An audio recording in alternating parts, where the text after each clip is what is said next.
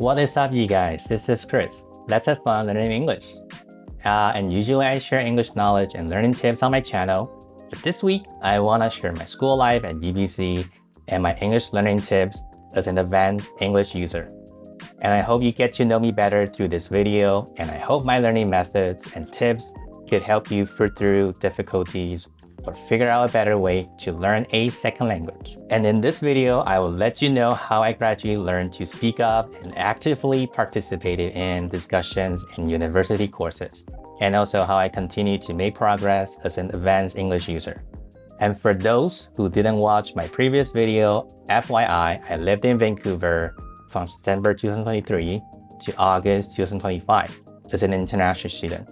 And this is the story how I completed my master's studies in modern languages education at UBC, University of British Columbia. Okay, let me begin by explaining why I decided to pursue my master's. And before I started my master's, I already worked 2 years as a part-time English teacher in a physical classroom, and 2 more years as a full-time English teacher online. So I was already an advanced English user, but I just always felt stuck on my own English learning journey. I still enjoy teaching and helping my students, but at some point, I felt like I was just only giving and giving away and not taking in new knowledge. It was really disappointing and frustrating. And then I would sometimes think to myself, how could I encourage my students to learn English if I myself don't actually enjoy learning it, right? And speaking of feeling stuck as an advanced learner, I think many fellow learners can probably, relate to this, right?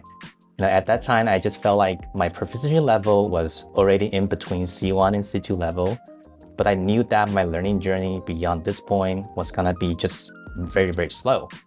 I made progress only sporadically, and I would have to learn to be an autodidact and force myself to complete more challenging texts in English just in order to have some more small breakthroughs.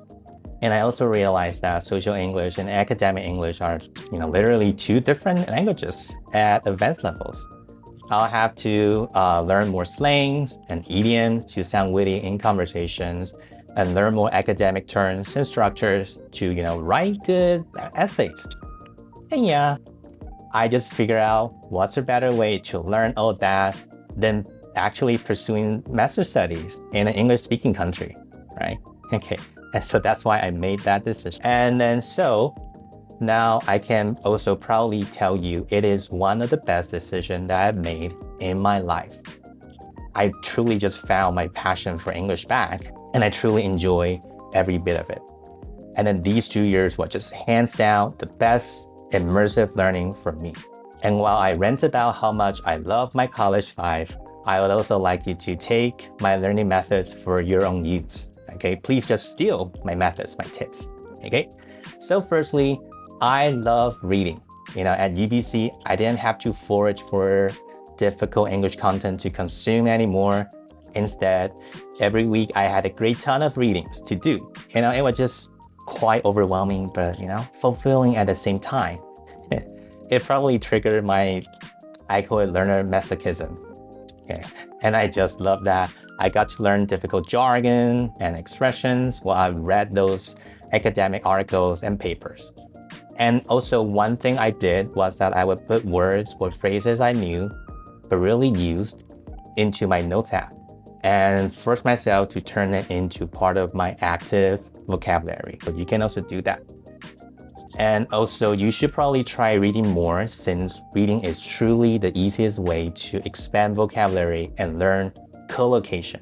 So as long as you have a phone in hand, you can read English articles on your commutes, at the dining table, or even on the toilet. But you also want to pick reading materials that are slightly challenging for you, and also about a topic that you are interested in. Also, I think you should try saving up new words in your notes app, right? And also check their meanings and pronunciations after you finish the whole article. And you shouldn't only rely on the spelling to guess how the word is pronounced, since English orthography isn't just highly phonemic. Okay, so it's really annoying, I know, but please, please, please don't skip the pronunciation checking parts. Okay, it's really important.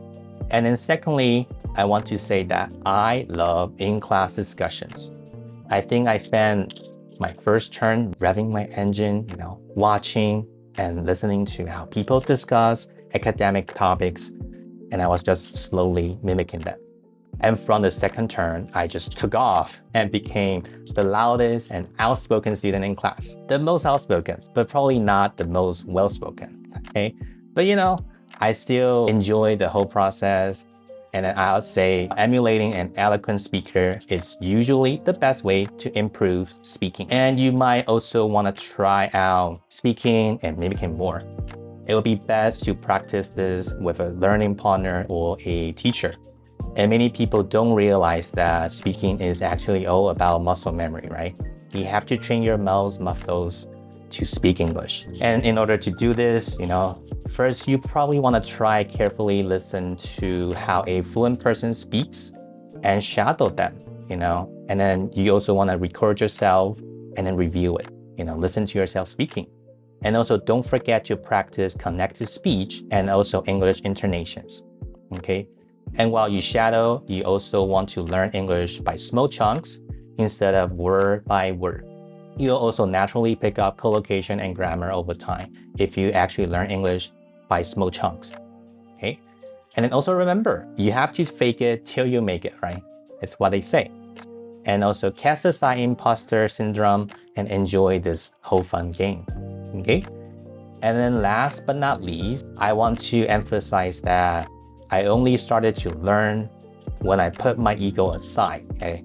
I especially learned doing, group projects with my cohorts since they are all excellent teachers with many years of experience. And many of them speak and write English more eloquently than me. So I really actually learned a lot from them in terms of speaking English and writing in English. And many other cohorts have several heuristic methods of teaching up their sleeves. So I actually learned a lot of teaching methods from them as well. These classmates, they're so excellent. They have taught me to stay grounded, to listen and watch more, and also work closely as a team. I always felt like I was just stealing their skills and experience whenever we did a group project, okay? And I wouldn't have been able to learn so much from my peers if I hadn't admitted to myself that I still have rooms for improvement, right? And I would recommend that you build a healthy learning mindset, since it is the recipe for success. It is challenging to step out of your fields, your comfort zone, and learn a new skill from scratch. And even as an advanced learner, you will constantly come across people who are better at something than you. It stings, it hurts, I know, but then, it's okay to admit that you don't know something. It's also okay to ask questions, right? I myself still sometimes struggle with this, but yeah, we're in the same boat. Let's do this together. And I think that's it for today's video.